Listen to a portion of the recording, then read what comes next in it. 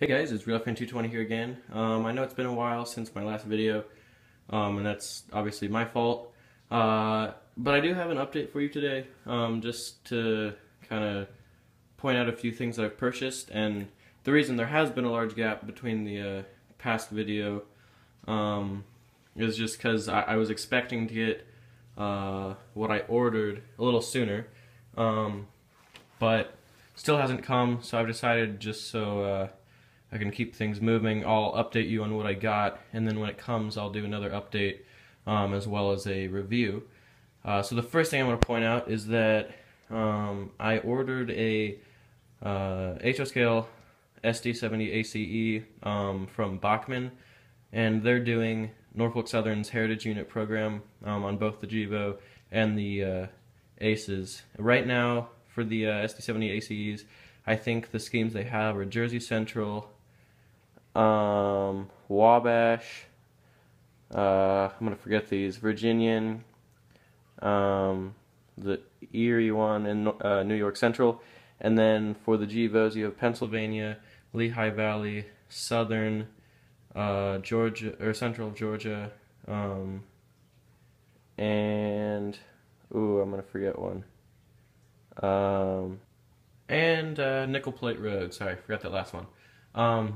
But I mean, that's kind of cool that they're making those, and I have contacted them, and they said that they will be making all 20 of the Heritage units, and then also I think this hasn't been an official announcement, but I did talk directly with them, and they thought it would be a good idea to also do the just horse head schemes on those two locomotives, so that'll be pretty exciting.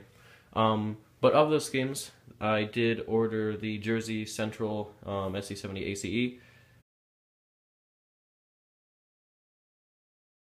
And that should be here.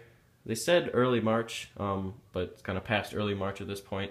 So I think sometime this month, and if not by the end of the month, then early in April. So that's kind of cool. I'm excited for that. Obviously, it does have sound, and I got a really good deal on it. You can find them at a lot of places for about like $160, which is almost 50% reduction in retail price.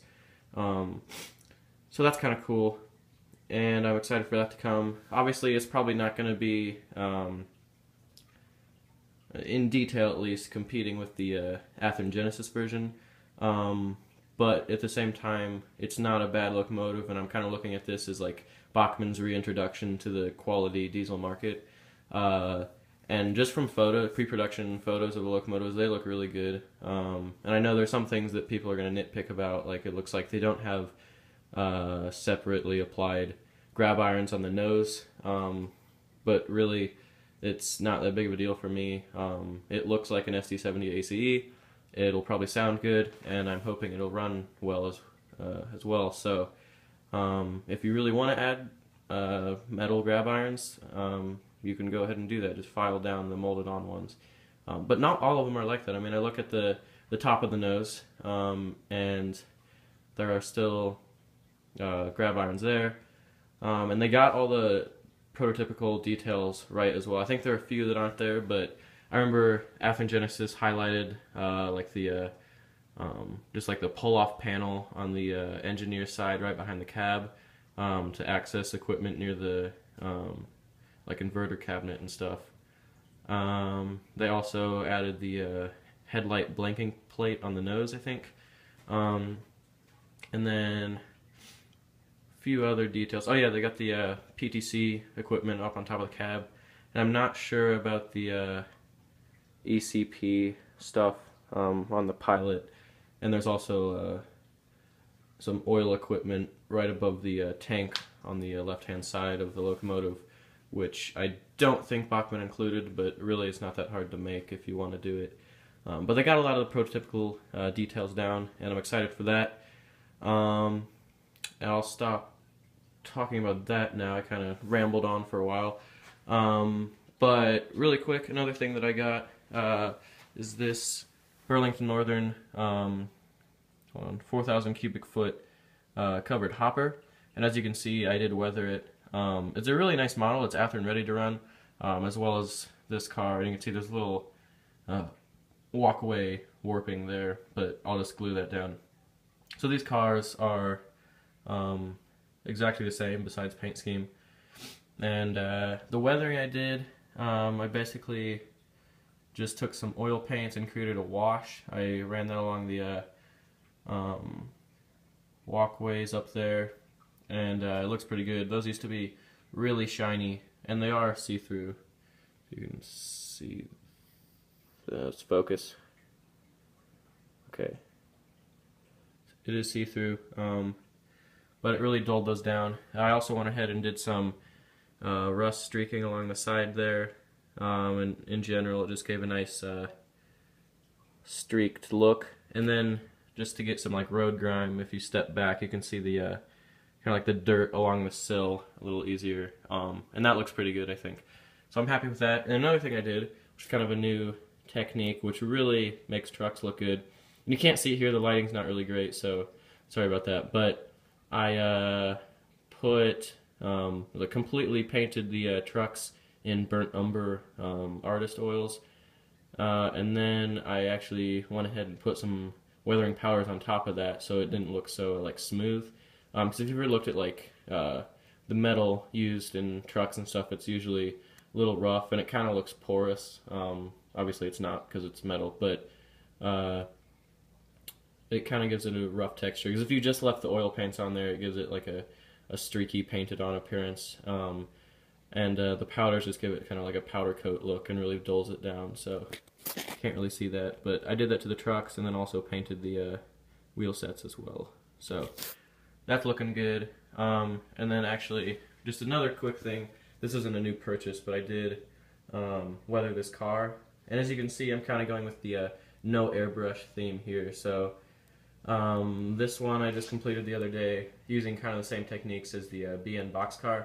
And I wanted to see what I could do with just powders and artist oils. There's a lot of good looks that you can get with an airbrush, like fading. So that's kind of tough to do with powders because you kind of do need to fade the paint to give it a dull and a little bit brighter look, if you know what I mean. Because if you just throw on powders, it gives it kind of a dark look.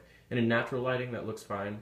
But down on the layout it looks a little dark. So I think it's still a little dark for my liking, but I did put on some white weathering powders just to lighten everything up after I gave it like a base coat of powder along the side and then a little heavier along the bottom there. And then I did do some streaking along the logo there with oil paints, and then I did the same thing to the trucks that I did on the covered hopper. So you can kind of see there I painted those and then did the same thing to the wheel sets. So I like how it came out though. You can kind of see in comparison to the other wood chip hopper I have there, or gondola. Very different. So I think that's about all I have. Hopefully that was somewhat interesting. I just wanted to update you guys, and I'm sorry it's been so long, but I did make a few purchases, and hopefully that locomotive, the Jersey Central SD70, will be here within the next few weeks. And when I do get it, as I said, I'll make an update and a review on that. And I'm pretty excited for that. So I think that's all I have for right now for this video. But do make sure to check in for more videos coming soon.